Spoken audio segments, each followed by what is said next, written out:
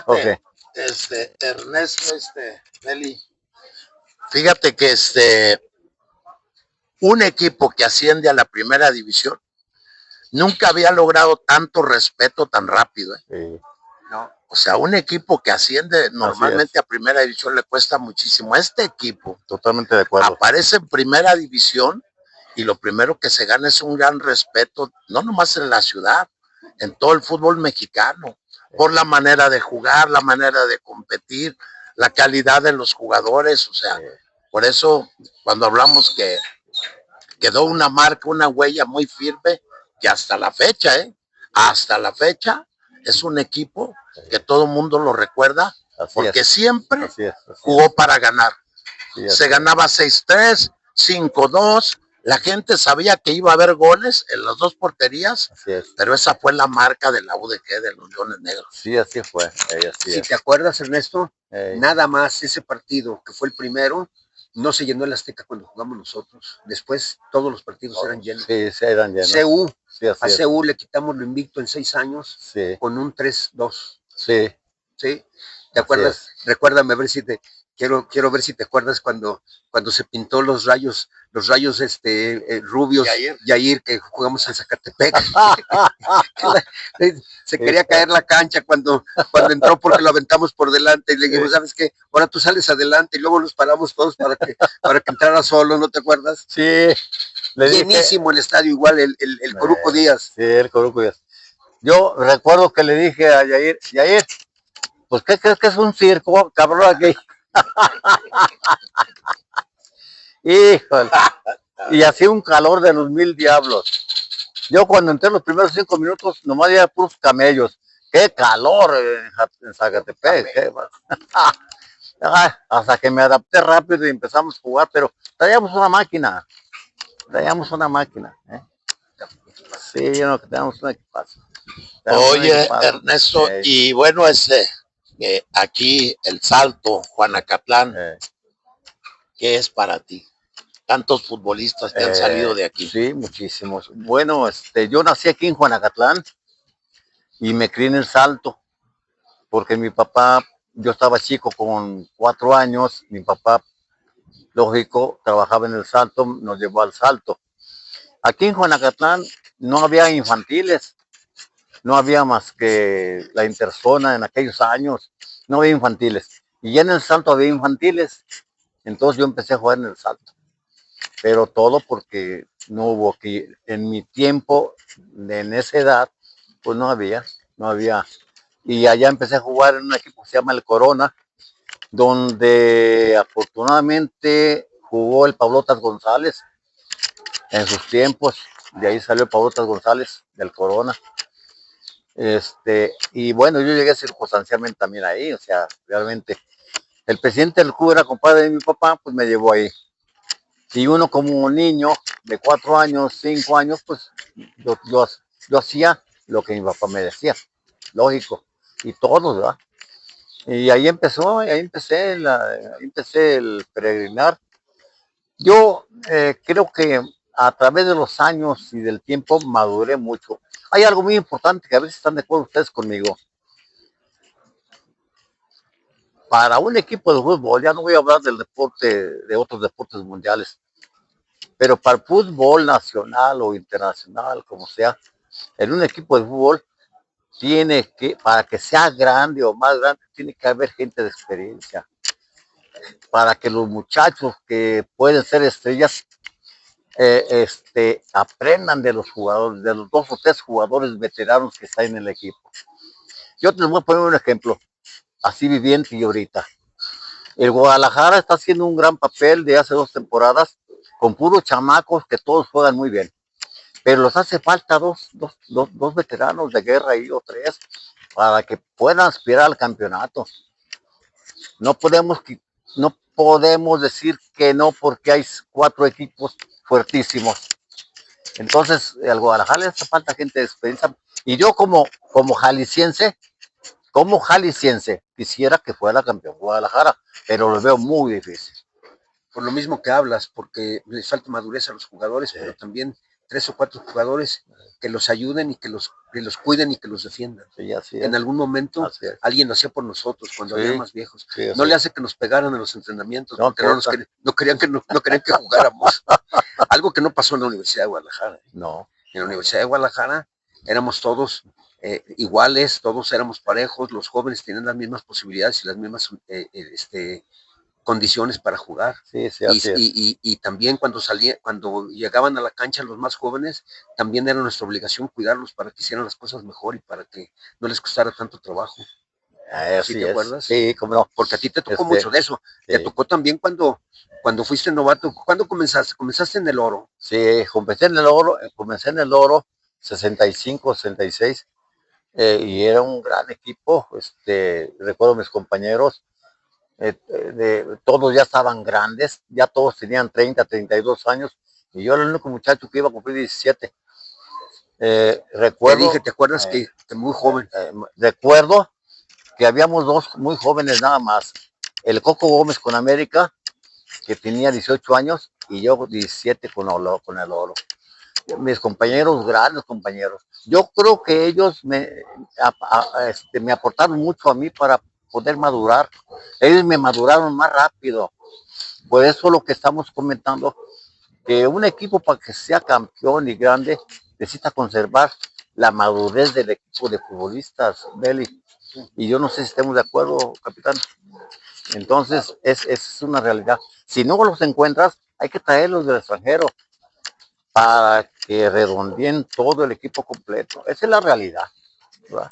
Sí, siempre va a ser un complemento, los jugadores de experiencia, que son los que te dan el soporte y sobre todo los que conocen los tiempos del juego, ¿no? Cuándo acelerarle, cuándo bajarle un poquito, o sea, así es. Esos tiempos que cuando eres joven pues no los dominas, ¿no? Pero yo creo, Ernesto, desde luego que en la Universidad de Guadalajara dejaste una gran huella, no solamente pues por el partido donde los dos goles y Universidad de Guadalajara están haciendo al profesionalismo en la primera división, sino que también como persona, o sea, todos los comentarios que yo recojo en el camino, o sea, la gente habla, pero muy bien, se refiere muy bien de ti, como una persona que realmente siempre fue pues muy amable, educado, cooperador, apoyando siempre las causas, sobre todo a los jóvenes, y yo creo que eso algo muy poca gente lo ha dejado, y donde quiera que tú estuviste dejaste no solamente una huella futbolística, que la calidad la tuviste mucho, sino como persona también marcaste a mucha gente. Yo soy uno de esos. Oh, gracias, Jorge. Te platico. Gracias. Te platico, Jorge, una de las mejores que tenía. Llegábamos a México y llegábamos al Camino Real y traía una bolsita azul tejida, Ernesto. Entonces se quitaba el saco y la corbata y se colgaba la bolsita y había un bar en el lobby, en el Camino Real de México, cuando atravesaba por el bar y comenzaba a gritar: mis muchachos, dime cómo le hacías, porque le hacías como puñal, y decías: mis muchachos, Nacho Calderón, deja darte un beso, nene, quiero que me hagas un hijo, gritaba. Y en aquel tiempo se usaban los suecos. Los suecos. Entonces, se oía como chancleteaban. Clac. Era una variedad, realmente una variedad. Platícame esa del Camino Real. No, bueno, pues que una de tantas. Nacho Calderón, hay algo que realmente poca gente sabe. Con Guadalajara, Nacho Calderón fue un tipo totalmente profesional, nunca se llevó con nadie, siempre guardó una calidad enorme, Nacho. Y cuando vino con nosotros, con Leones Negros, acá se hizo de la flota. Acá se hizo de la flota, como tú dices, y como que tiró o dejó por ahí todo lo presionado que estaba. Bueno, yo lo entiendo de dos maneras. Una, porque jugó con un gran equipo que fue campeón 7 veces. Y jugó muy joven con ellos. Y todos eran crack, todos eran titulares de la selección nacional. Jugaron muy bien todos, todos. Ahí no puedo dejar a nadie fuera. Cuando llegabas tenías que hablarles de usted a todos. Sí, no, porque porque todos, Guadalajara, el campeonato fue otra cosa, otra etapa. Entonces Nacho cambió su manera de ser y yo empecé a llevarme con él. Empecé a llevarme con él y él conmigo, claro, guardando el respeto para él y que le cantaba a él, que yo me llevara con él. Y hasta la fecha nos vemos y nos damos un abrazo desde la espinilla hasta arriba. Abrazos. Porque así nos abrazamos los italianos. Oh, Víctor Rodríguez. Nacho es extraordinario, Nacho. Y no, y todos. Víctor Rodríguez, desde luego, te mando mucho saludar. Se acuerda mucho de ti. Un abrazote. Y dice, lo que aprendí a jugar, lo aprendí con Ernesto. Ernesto jugaba de líbero y yo jugaba de stopper. Y la verdad hicimos muy buen campeonato, muy buena temporada. Muy buen campeonato. Y Víctor con toda la fuerza y con todo el empuje que tenía, necesitaba, desde luego, quien le enseñara los tiempos del juego. Sí, así es. Y yo creo que tú en esa parte fuiste muy importante. Cooperé con él. Cooperaste con él, ¿por qué no lo enseñaste? No, bueno, eso fue solo. Yo simplemente cooperé con él porque fíjate lo que pasa y el destino, también entra el destino en todos nosotros. Víctor, si no se lesionan las rodillas, no sé qué pasaría con Víctor. Sus rodillas de Víctor, si no se lesiona, él debió haber jugado una Copa del Mundo. Es de los poquitos de nosotros que debió haber jugado una Copa del Mundo. Estaba fuertísimo, corría, tenía velocidad, tenía todo, cabeceaba, dominaba ya la cancha completa. Pero pues el destino, las rodillas le fallaron y sin embargo así, con las rodillas mal, jugó en los mejores equipos de México. Lo contrataron, un buen jugador.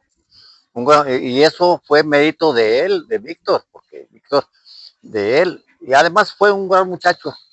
Él fue un gran muchacho que cualquiera de nosotros sabemos que se portó bien toda su vida y sigue portándose bien. Y entonces eso le marca la pauta a ser mejor, Belsario, a ser mejor, queramos o no queramos, ¿verdad? Sí. Pero bueno, y hay mucho por hablar de fútbol y de mis compañeros, porque hemos hablado 3, 4. A mí Roberto, por ejemplo, me encantaba cuando hacía todas las fintas de izquierda y de derecha. Decía, muy bien, Roberto, muy bien, y le aplaudiría jugando yo. Oye, Ernesto. Bien, Roberto. Bien, Roberto. Te voy a subir arriba de un chango. Oye, ¿te acuerdas? ¿No te acuerdas? ¿No te acuerdas cuando jugó de centro delantero? Sí. Era una risa cuando jugó de centro delantero, Pero con el gallo. Fíjate, tuvo buenos entrenadores la U. No hemos hablado de entrenadores. Tuvo buenos entrenadores la UDG, pero cada uno con diferentes estilos y diferentes mandos. Yo, por ejemplo, todo el mundo dice de Nacho Treyes, y para mí no, Nacho Treyes no fue el mejor, ni ha sido el mejor, tampoco no fue el más malo, porque los números lo avalan, pero Treyes se casaba con 2, 3 nada más, y no se casaba con todo el equipo completo. Y el gallo se pasaba porque se casaba con todo el equipo completo y otro estaba afuera también. Entonces es donde... Y con algunos quedaba mal, con los mismos terminaba quedando mal.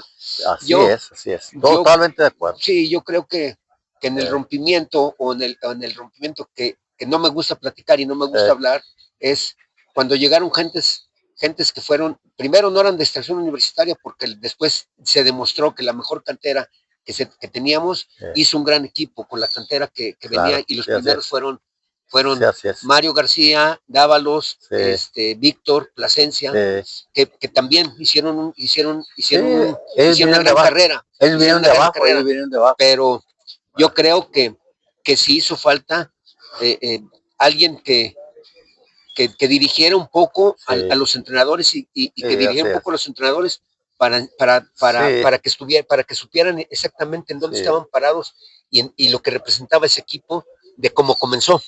Totalmente de acuerdo.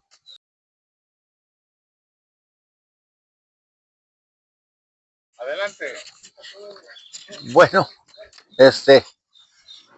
podemos hablar mucho tiempo de fútbol, que es lo que nos apasiona a todos. Y los que tuvimos el gusto de jugar y de platicar y de convivir y de sudar y de estar dentro de una cancha de fútbol, pues claro, tiene uno muchas cosas por decir y por hablar. Pero sí hubo, hablando de técnicos, sí hubo técnicos que realmente no tenían que haber estado en la Universidad de Guadalajara. No eran la semejanza para el equipo que en esos momentos estaba.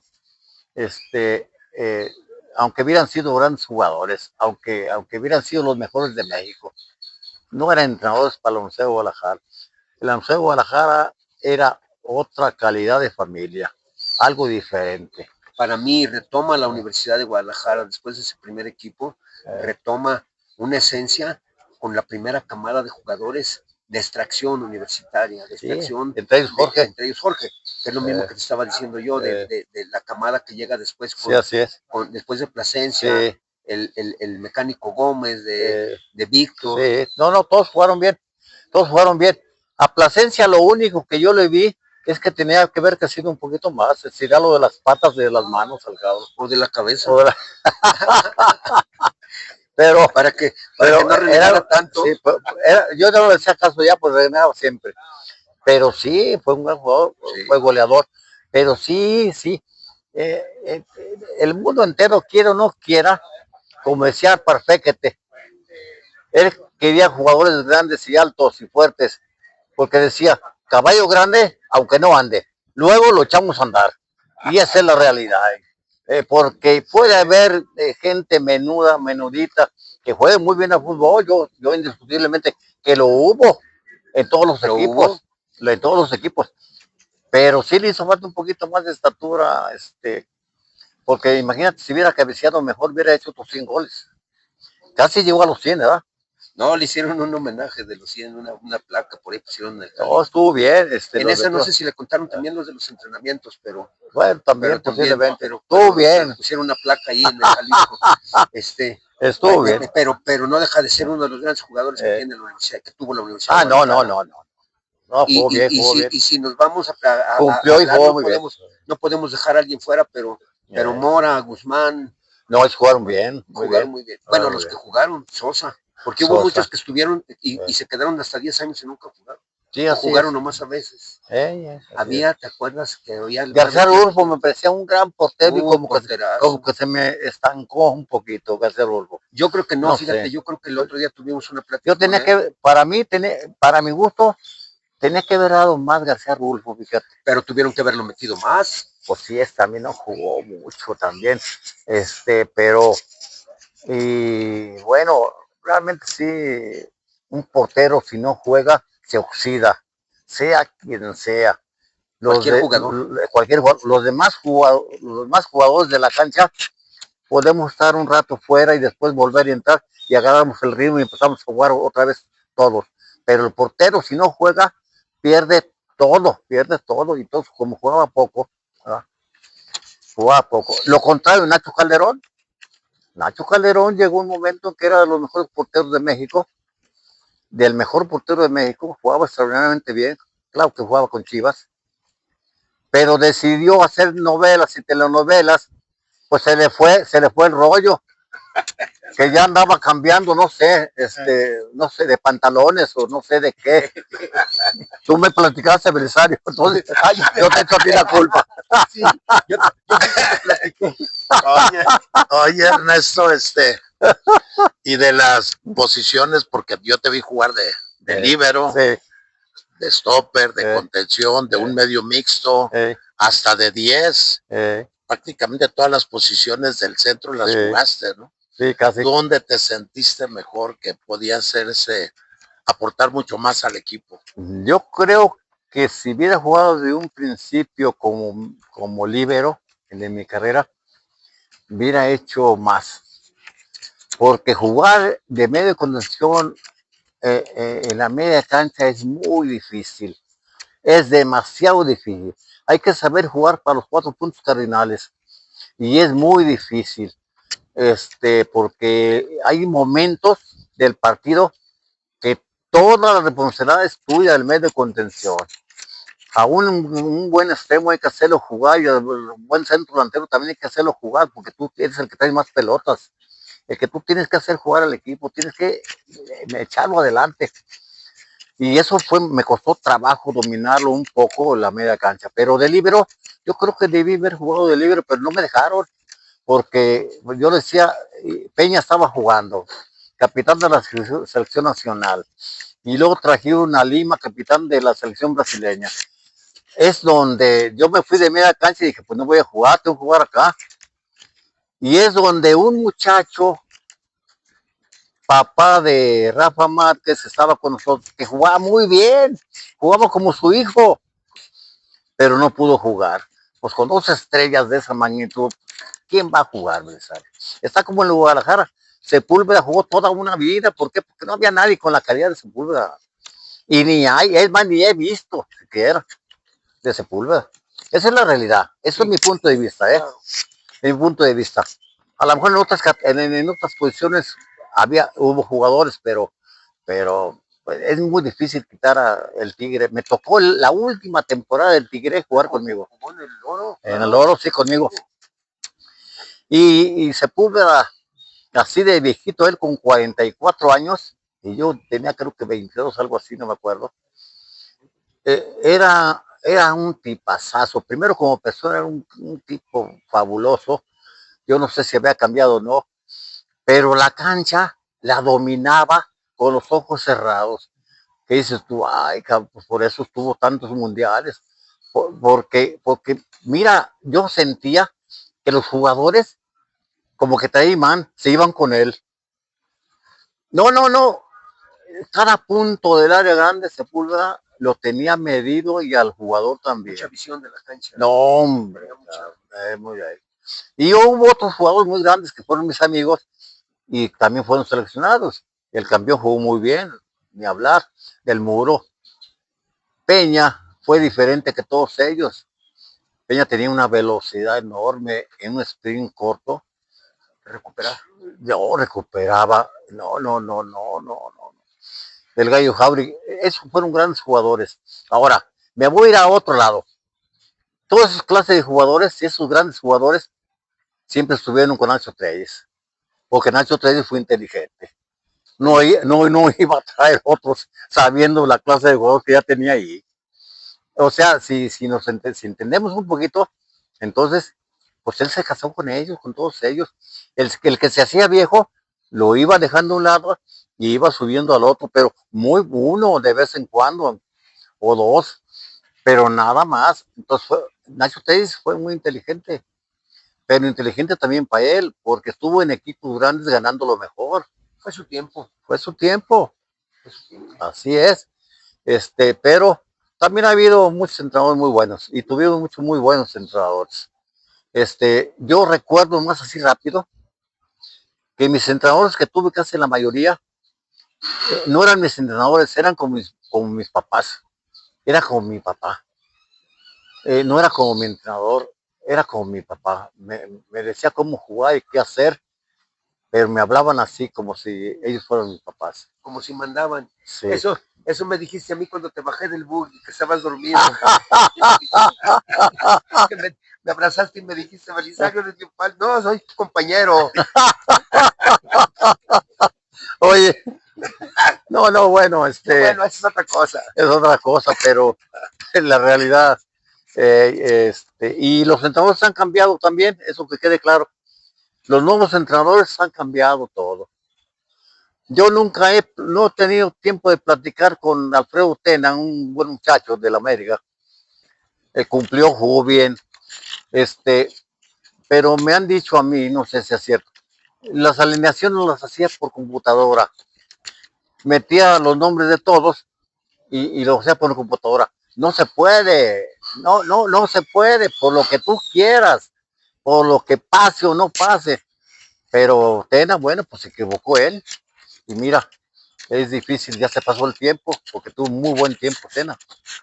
Ahorita está jugando con la computadora. Yo pienso que está jugando con la computadora. No, yo creo también, Ernesto, desde luego que todas las cosas evolucionan, ¿no? Sí. Pero hoy tanto tecnicismo y hay tantas formas de nombrar las cosas que hay mucha confusión, ¿no?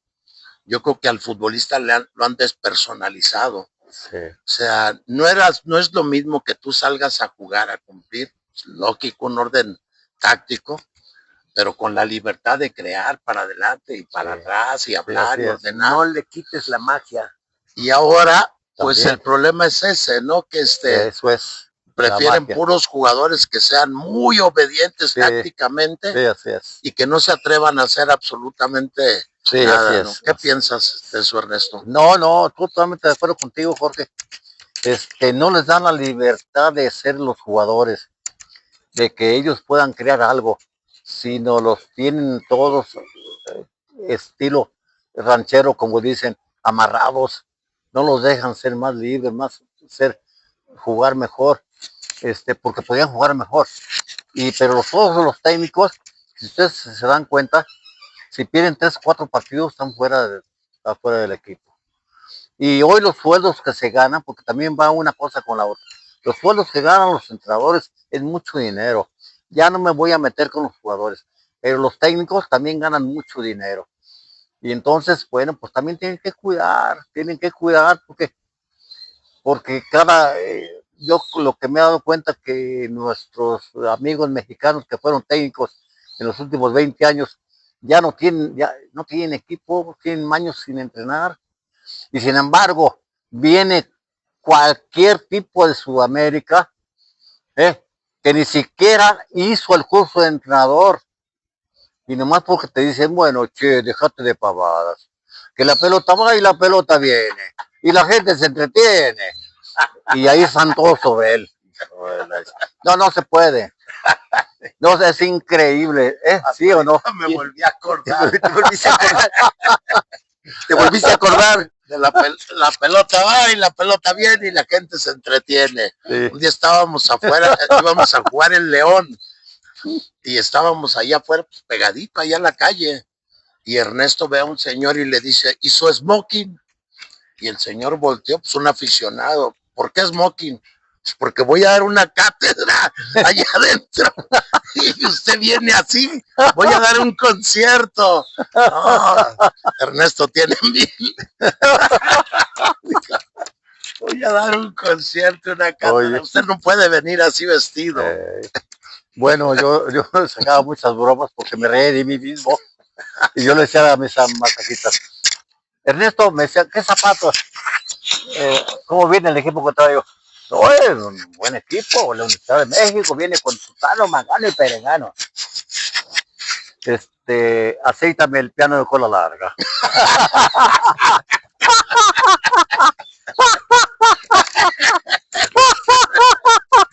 No, buenísimo. Todas esas. No, sí, de acuerdo, todas esas. Y bueno, y todo salía una cosa con la otra porque seguimos en lo mismo. Teníamos un equipazo, le ganamos a todo el mundo, como también perdimos, pero le ganamos a todo el mundo con sus mejores equipos. Esos equipos eran para ser campeones todos ellos, pero con nosotros era otra cosa, definitivo. Entonces yo digo lo que en un principio de la entrevista, grandioso los Leones Negros, que el único equipo que empezó grande. Mucha gente no se da cuenta y lo vuelvo a repetir, en cualquier parte de México y Estados Unidos, la camiseta de Leones Negros está ahí presente con un chamaco, con los equipos. Fíjate, ¿y cuántos años hace que no está en primera del equipo? ¿Cuántos años hace que empezamos? Entonces eso es muy importante. Yo no sé si ya me voy a meter en algo que nomás así poco, nomás para complementar, pero si la Universidad de Guadalajara no tiene presupuesto, pues tiene que pedirle al gobierno federal, porque sé que primero son los 600,000 estudiantes que hay, pero ¿por qué? Pues porque los 600,000 estudiantes necesitan un equipo de primera división del Estadio Jalisco, y el 40% es de la universidad. Esa es la realidad. Entonces, ahora, si ellos no lo ven así, bueno, pues que no lo vean, está bien, que siga, a ver cuándo tenemos equipo de primera. Y espero verlos otra vez, y espero verlos en primera. Y lo único que me resta es echarles porras, y ir y estar con todos mis compañeros, los que estemos. Pero hace falta, y hace falta alguien que sobrepeso de todos los demás equipos lo soporte, y la Universidad de Guadalajara puede ser ese equipo que sobrepese a todos los demás equipos de Jalisco. Estamos iniciando con la asociación, en un momento determinado a lo mejor nos hacemos de un equipo de primera. Pues puede de ser. Los Leones Negros. Sí, ¿verdad? Puede ser. Ojalá y Dios quiera y las cosas pasen así, y pues qué bueno, pero bueno. Gustazo. Al contrario, Un placer. un placer que Verte hayan otra vez. venido y verlos visto, y me da mucho gusto. Gracias a todos.